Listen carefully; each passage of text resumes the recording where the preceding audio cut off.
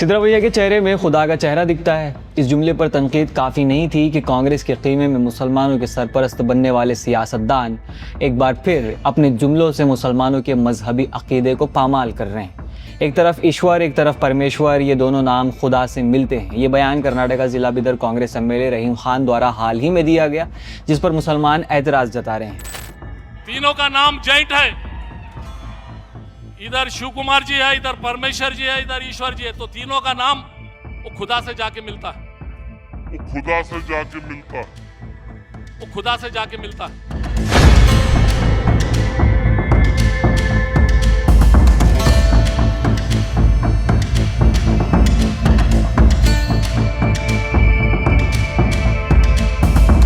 एक तो मुल्क की सियासत में मुसलमानों की हैसियत का हिसाब लगाना कुछ मुश्किल नहीं है।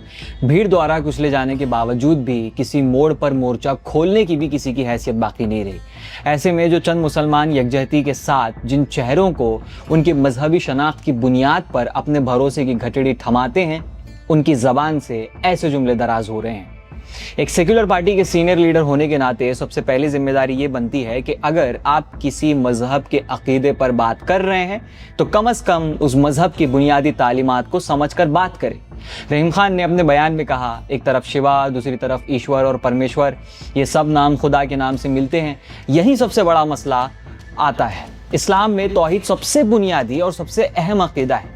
अल्लाह की ज़ात और उसके नाम के किसी भी मखलूक या किसी ख़ास डाइटी के साथ मिलाकर पेश नहीं किया जा सकता। ईश्वर या परमेश्वर अलग लिंग्विस्टिक कॉन्टेक्स्ट में इस्तेमाल होते होंगे, लेकिन शिवा हिंदू धर्म के एक स्पेसिफिक डाइटी का नाम है।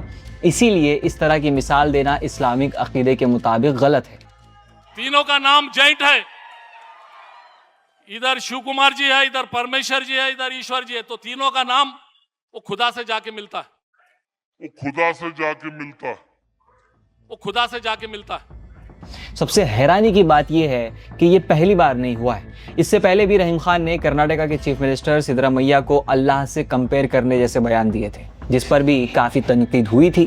तो फिर सवाल उठता है, आखिर बार बार अल्लाह और इस्लामिक कॉन्सेप्ट को सियासी तकरीरों में लाने की क्या ज़रूरत है? अगर आप सेक्युलर सियासत करते हैं तो सेक्युलर सियासत कीजिए। इस्लामिक थियोलॉजी को पॉलिटिकल स्पीचेस का हिस्सा क्यों बनाया जा रहा है? अगर आपको तौहीद का कॉन्सेप्ट मालूम नहीं है तो उस पर बात ही क्यों करते हैं? और अगर मालूम है तो फिर इस तरह के बयान क्यों दिए जा रहे हैं? मजहब किसी भी सियासी पॉइंट स्कोरिंग का जरिया नहीं बनना चाहिए। कांग्रेस लीडरशिप को भी इस पर अपना मौक़िफ़ वाज़ा करना चाहिए। क्या ये सिर्फ रहीम खान की ज़ाती राय है या फिर पार्टी ऐसे बयानों से इत्तेफाक रखती है? खामोशी सिर्फ और सिर्फ कन्फ्यूजन पैदा करती है। इस मौके पर एक और बात कहना ज़रूरी है। रहीम खान खुद को मुसलमानों का नुमाइंदा कहते हैं और मुस्लिम अवाम के वोट से सियासत करते हैं। ऐसे में उनसे ये उम्मीद की जाती है कि वो इस्लाम के बुनियादी अकायद के बारे में एहतियात से बात करें। पब्लिक लाइफ में हर लफ्ज़ की जिम्मेदारी होती है। इससे पहले बीजेड ज़मीर अहमद खान भी ऐसे बयान दे चुके हैं और बयान से आगे बढ़कर मजहबी रसूमात में हिस्सा भी ले चुके हैं। सेक्युलरिटी का ये मतलब हरगिज़ नहीं है कि दीगर मज़ाहिब के रसूमात में अमल किया जाए। सेक्युलरिटी का मतलब यही है कि अपने मजहबी हुकूक का तहफ़्फ़ुज़ आईनी दायरे में हो और सभी को ये हुकूक बराबर यानी कि मसावी हासिल हो। इससे एक तो मुसलमानों पर बोझ पैदा होता है, और वो कैसे? आप सोचिए कि कोई एक मुसलमान लीडर जिसे एक पूरी कम्युनिटी का रिप्रेजेंटेटिव बना दिया जाता है तो उसकी अपनी ज़िंदगी ज़ाती नहीं रह जाती। उसका अमल पूरी कम्युनिटी को कटघरे में लाकर खड़ा कर देता है कि वो लीडर हो के ऐसा करते हैं तो आम मुसलमानों को क्या दिक्कत है? आप भले ही पूजा कीजिए या किसी और मजहबी रसूमात का हिस्सा बनिए, यह आज़ादी आपको हर उस शहरी की तरह आईनी एतबार से हासिल हो जाती है जैसे मुझे या किसी और को है। मगर फ़र्क सिर्फ इतना है कि फिर मुसलमानों की नुमाइंदगी छोड़ दीजिए और हर बार इलेक्शन में अपनी मजहबी शनाख्त की बुनियाद पर वोट मांगना छोड़ दीजिए। ये वही लोग हैं जिनके शाने पर आम मुसलमान अपनी उम्मीदों का बोझ डाले खड़े रहते हैं। आखिर में हाथ क्या आता है? वो ताने और वो तमाम बातें जिसकी कीमत आम मुसलमानों को चुकानी पड़ती है। आप सोचिए कि जहाँ किसी मजहब के बुनियादी शराइत पामाल किए जा रहे हों, क्या उन अफराद को मजहबी मुहाफिज का दर्जा देना कितना अहमकाना अमल लगता है? और मेरी एक अदब के साथ अपील है उलमा इकराम से भी, हर इलेक्शन के दौरान आप कौम को रहनुमाई देते हैं, आप अमन, इत्तेहाद और सियासी शऊर की बात करते हैं, लेकिन जब तौहीद जैसे बुनियादी अकायद के बारे में खुलेआम गलत बात कही जाए तो क्या उसकी तशरीह करना और आवाम को सही बात बताना भी आपकी जिम्मेदारी नहीं बनती? ये किसी पार्टी का मसला नहीं है, ये अकीदे की वजाहत का मसला है। हमारे नौजवान, हमारे स्टूडेंट्स और नए पॉलिटिकल वर्कर्स ये बयान सुनते हैं, अगर उनके सामने बुनियादी दीनी कॉन्सेप्ट को गलत तरीके से पेश किया जाएगा और कोई उसकी तशरीह नहीं करेगा तो फिर सही मालूमात उन तक कैसे पहुंचेंगी? हर मजहब का एहतराम होना चाहिए।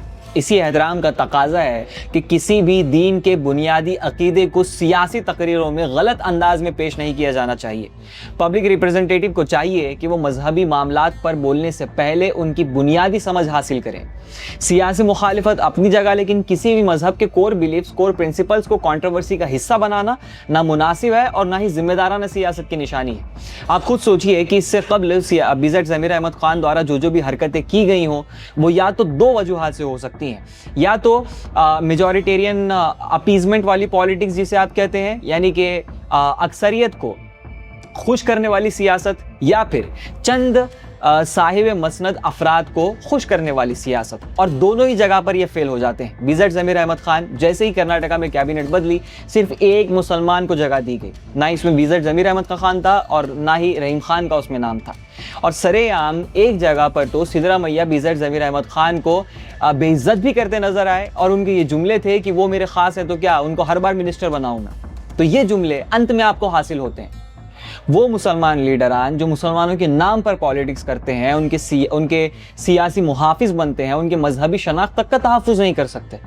और मुसलमानों को अब चाहिए कि वो इन तमाम लीडरान का मुतबादिल ढूंढना शुरू कर दे अगर उनकी तरफ से कोई वाजिब जवाब नहीं आता है। बाकी इन तमाम चीज़ों पर आपकी क्या राय है, नीचे कमेंट सेक्शन में कमेंट करके हमें ज़रूर बताएं। बाकी मिलते हैं अगले वीडियो में, नए मुद्दे पर फिर से बात होगी। मैं जर्नलिस्ट मज़हर, आप देख रहे थे मुस्लिम सियासत।